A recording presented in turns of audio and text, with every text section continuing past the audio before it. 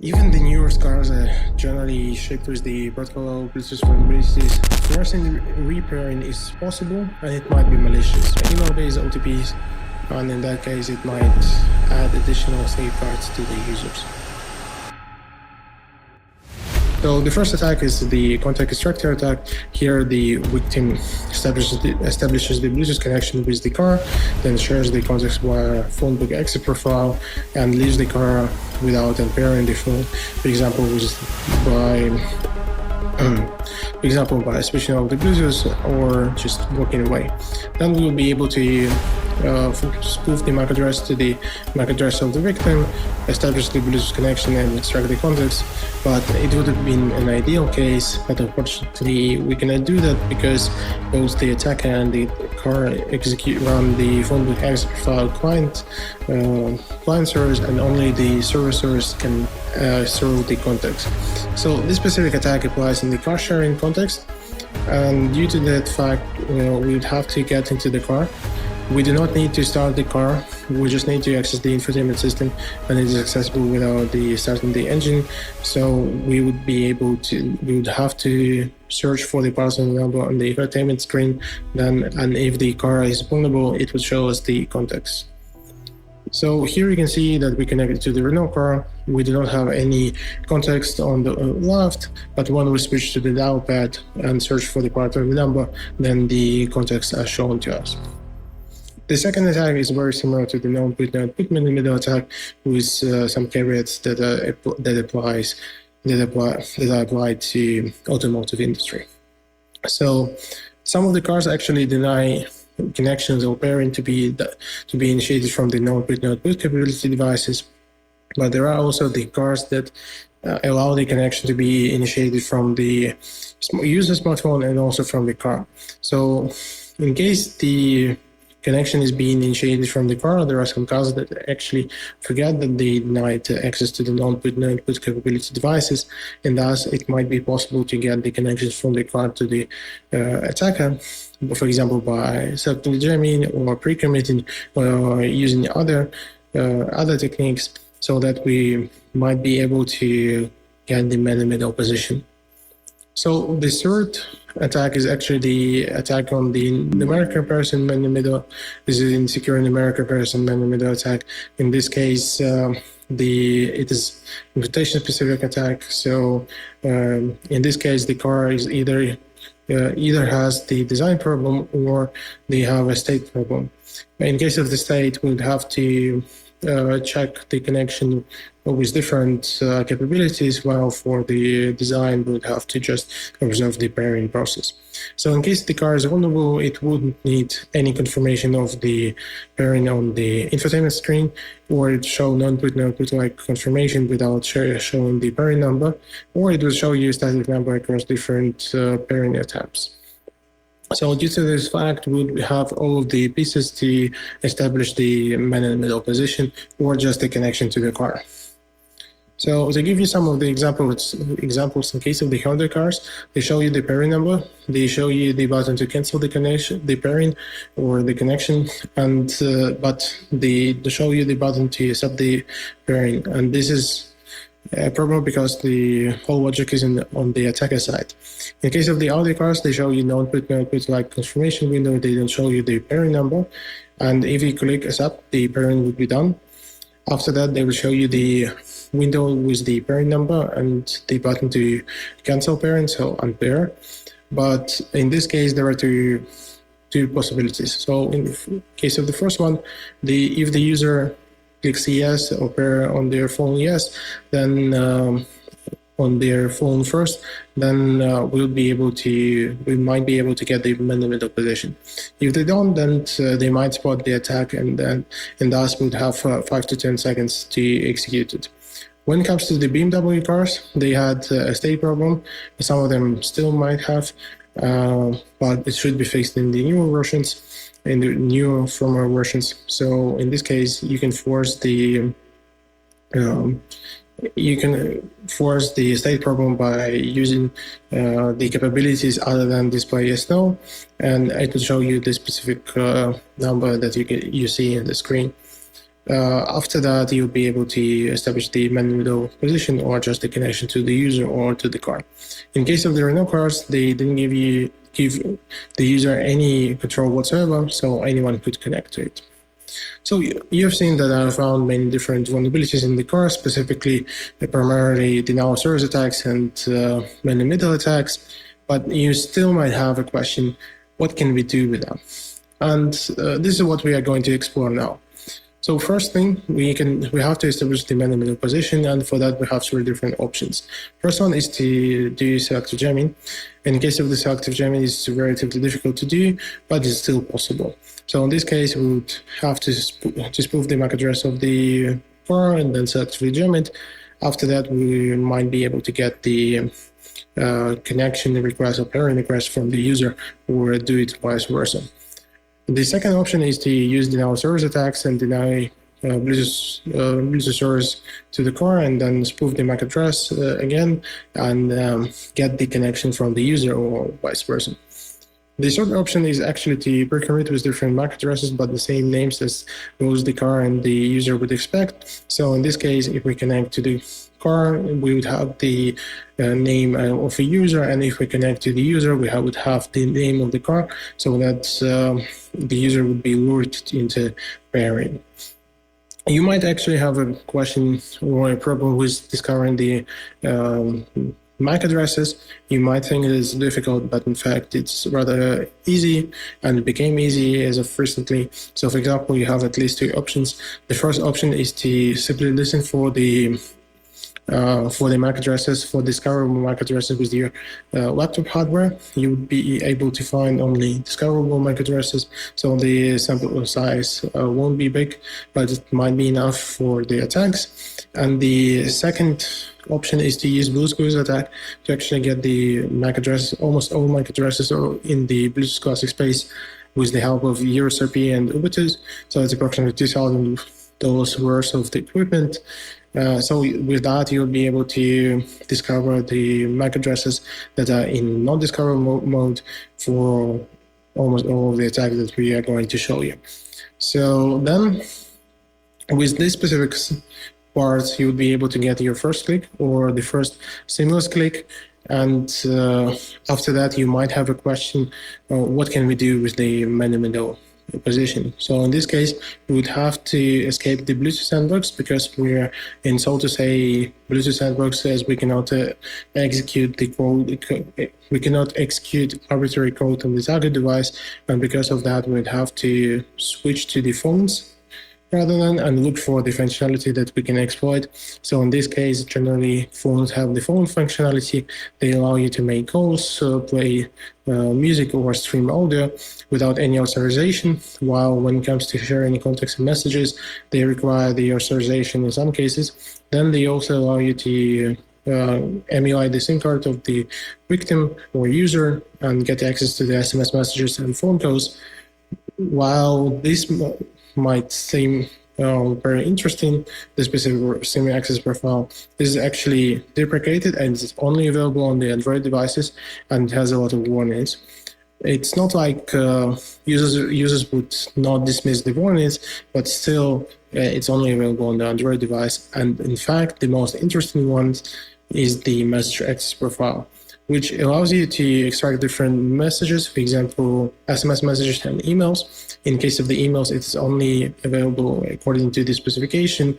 I haven't been able to find any implementation that actually worked with the emails. So you might find that, might not. I'm not sure in case of the emails, but what I know for the fact is that you can extract the SMS messages that were ever delivered to the phone, and also you can send the SMS messages. So additionally, the user experience is very helpful, as on the iOS devices, this specific functionality is called notifications, while on the Android devices, it's called messages. So there is no mentioning of SMS messages at all. So we come to the generic attack that you can execute, and the first thing that you need is the man-in-the-middle position, which required one click from the user, and then you will be able to ask for the messenger access profile access, which would require another click from the user. Once granted, you would be able to instruct the user's phone to send the SMS message or call a specific number that you control, so that you would be able to link the phone number to yourself and then use it in the open source intelligence flow, automatic flow, so that you will be able to discover the login names or email addresses, or just use the phone number directly on the services of interest, and then trigger the SMS-based OTP for the accounts that are associated with the victim's phone number.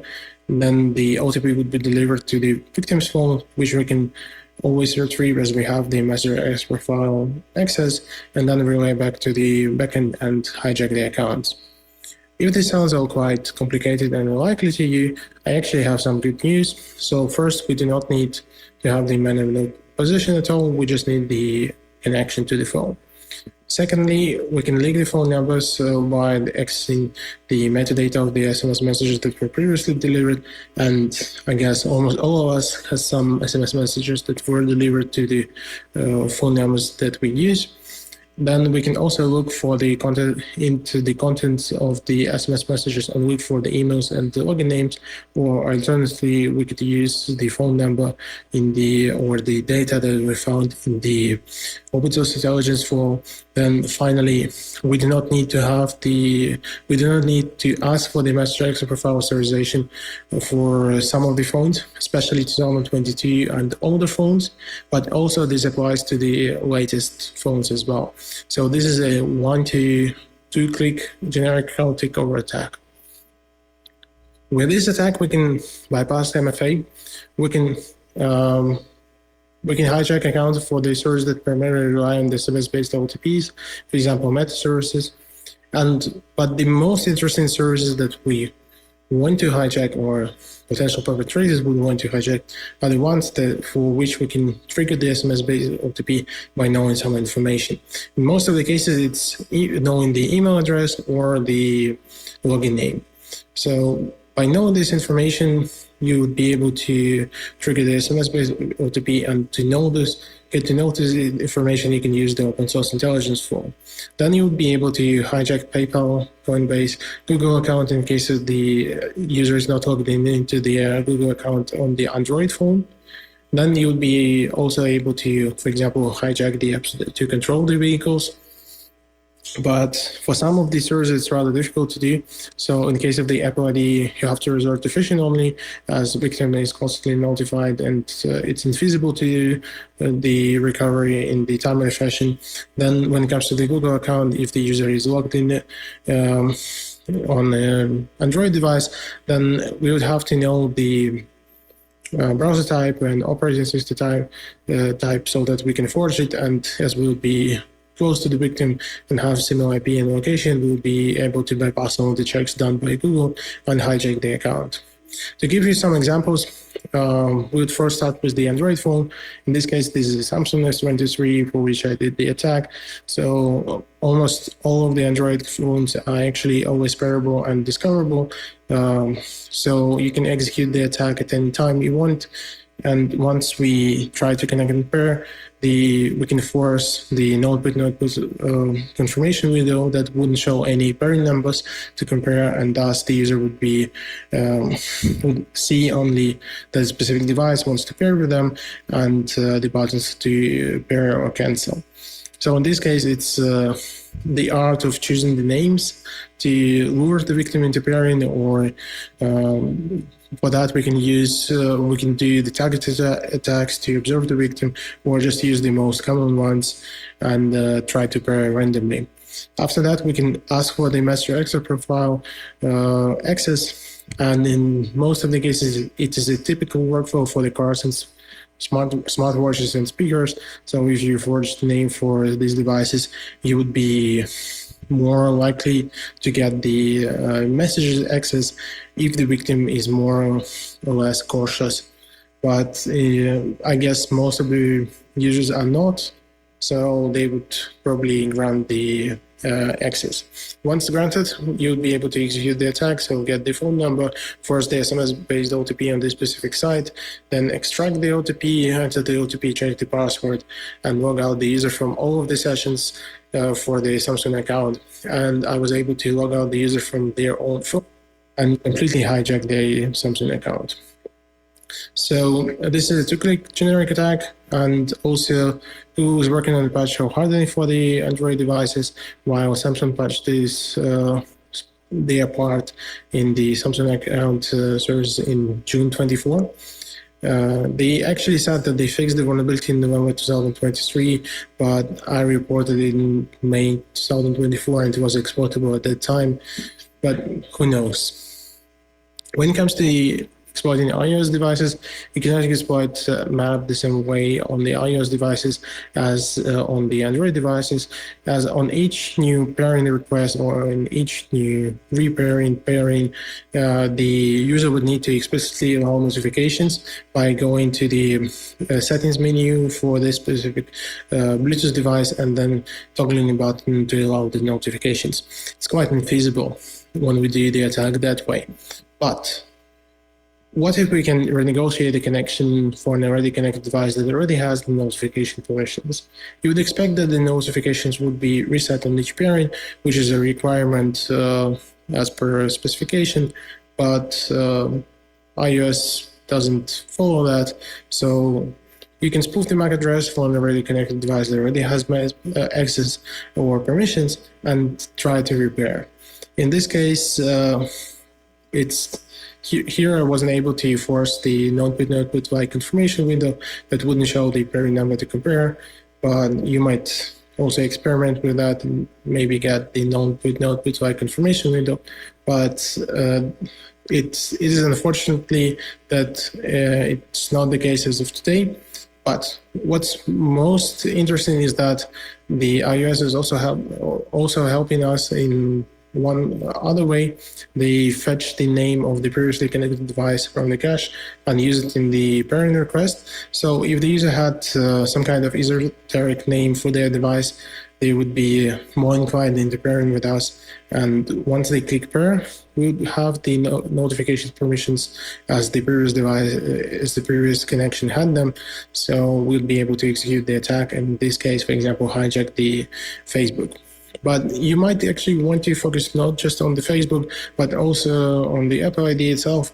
So recently there was an attack that involved phishing and SIM swap attack, and the perpetrators were able to steal $22,000 from the victim. And here we can try to replicate a similar attack with the map attack. So here we'll be able to inject the SMS message as if they came from Apple and do phishing. Once the user enters the Apple ID and the password, the SMS-based OTP or MFA would be used, and we'll be able to steal the SMS message value or OTP value via the messenger extra profile attack. So here we just swap the SIM swap with the messenger extra profile attack. We can also focus on other applications like PayPal or Coinbase or any other of interest.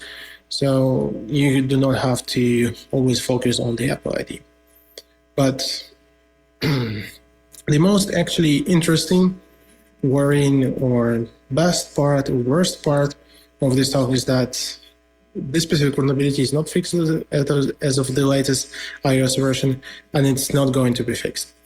The Apple said that the users are safe because they are showing the parent prompt, but I simply see that they generally violated the Bluetooth verification, and that's why their users are one click away from their accounts being stolen.